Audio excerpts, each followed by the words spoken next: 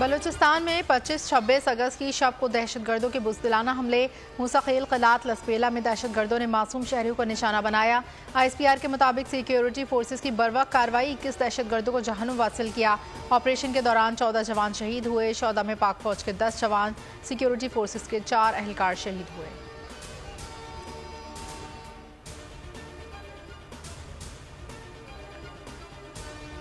कोयटा के इलाके मुसाखिल में दहशतगर्दों ने कौमी शाहराह पर फायरिंग करके 23 अफराद को कत्ल कर दिया।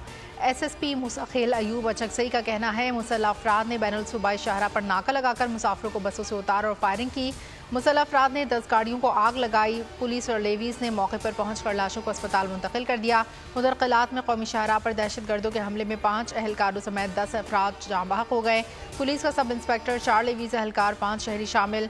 बोलान में दहशतगर्दों ने मुसलाना कार्रवाई करते हुए रेलवे पुल को निशाना बनाया। धमाके में पुल को नुकसान पहुंचा, एक शख्स जाँ बहक, मुतादिद जख्मी। रेलवे हुक्काम के मुताबिक वाक़े के बाद कराची और पिंडी जबकि कोयटा से अंदरूनी मुल्क जाने वाली ट्रेनों को रोक दिया गया।